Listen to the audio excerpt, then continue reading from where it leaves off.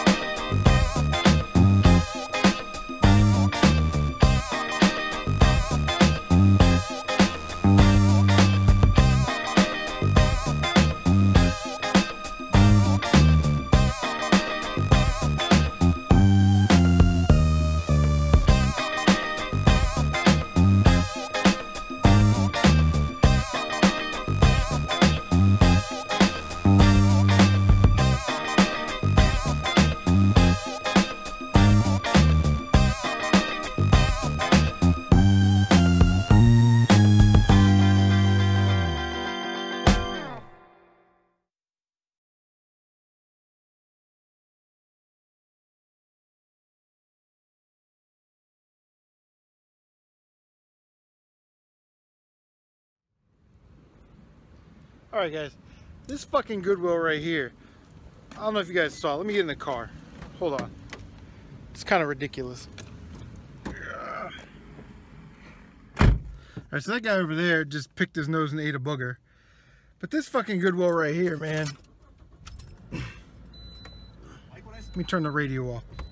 Instead of putting the games out on the shelf, now what they've decided to do is take all the games, regardless of if it's in the box with the right system or not. They're going to throw them in totes, cellophane the totes closed so you can't see what the games are, and then they're going to sell the totes. They're going to auction those off at the end of the week.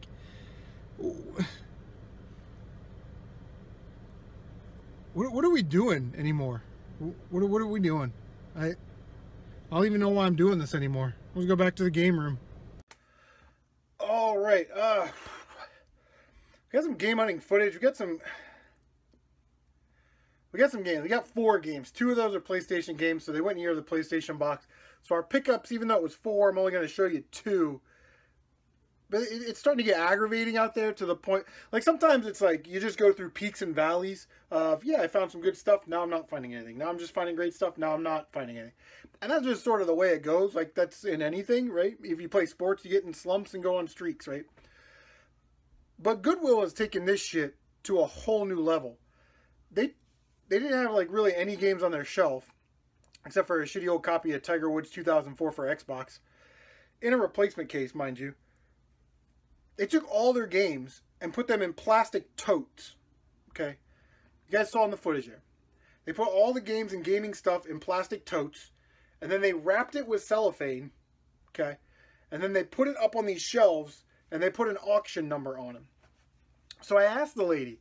I saw one had some PlayStation 2 stuff, some Nintendo 64 stuff in there. I was like, hey, can I open this and kind of look at the games? Because that would determine how much I'm going to bet, right? And she's like, no, you can't open them. And, and I'm looking in there and like, I see an N64, but I also see a racing wheel for a PlayStation 2. I see Mario Party 2, Diddy Kong Racing, you know, some common games for PlayStation 2. I go over the book. The bet's like $55. And the bet's $50. Okay.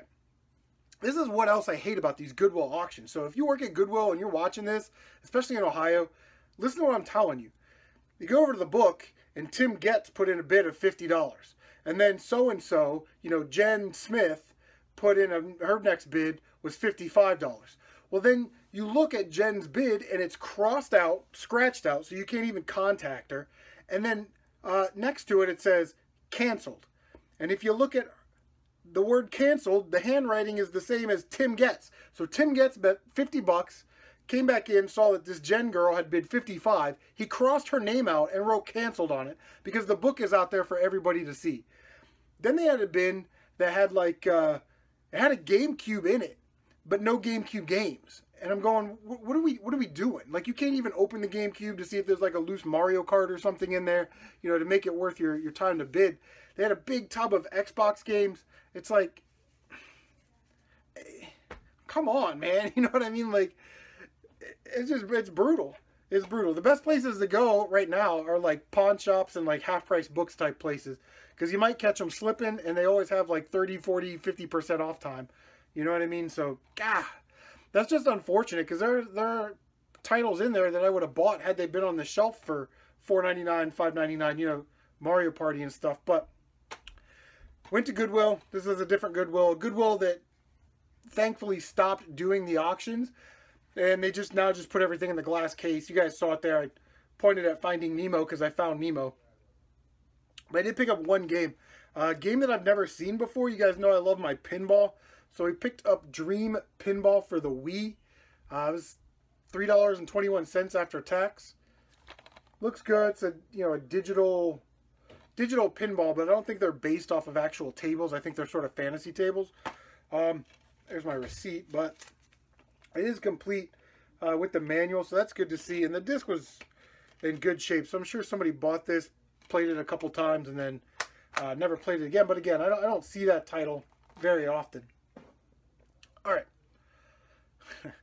Saw in the half-price books footage, man. Somebody must have turned in a collection. They had, Final Fantasy 2, Final Fantasy 3, Mario Kart, Mega Man X2, X3, You know, Nintendo 64 games. They had some good stuff. Large lot of Nintendo stuff, common stuff. I had them, and I'm not paying $4 or $5, $6 for like Xevious or Bad Dudes or anything like that.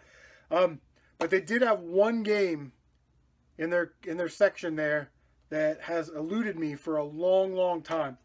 Every time I see it, it's not complete. It's scratched. It's missing the manual. It's overpriced. And today was sort of the day. You know, you're going to find these games eventually. It just kind of depends on how long you're willing to wait to kind of find them, you know, at the price that you're comfortable with. And today I added an absolute GameCube essential to my collection. For 25 bucks, we picked up a very nice copy of Pikmin, only for Nintendo GameCube. Yeah, like I said, half-price books, that was 25 bucks, which I think is about what it's going for, maybe 25, 30, somewhere in there. But what made this copy really special was that it came with, you know, the manual in there, very mint. You can tell the gloss is still on it. Looks amazing. Oh, man. Woo! And then it also came with the Nintendo Power advertisement, which was cool, and then, you know, the precautions manual. So everything that needed to be in there was in there. We're going to go ahead and turn that manual around. Actually didn't check the disc. Yeah, mint disc. And yeah, that'll earn a place on my shelf. The GameCube games that are on my list that I want, like Pikmin, Pikmin 2, Ikaruga, those are all games that I want to play, right? So I don't really have a lot of heavy hitters on my GameCube want list, like Gotcha Force. If I find them, I find them. But if not, I really just want to play them. So yeah, Pikmin for the Nintendo GameCube. So that's really cool to snag that. That'll go in the stack back there somewhere. Guys, like I said, this is a short video, so thank you guys so much for watching. What have you been picking up? Leave a comment in the comment section down below. Don't forget to check out Gavin, the Average Gamer. His channel link is in the description. We'll see you on the next one.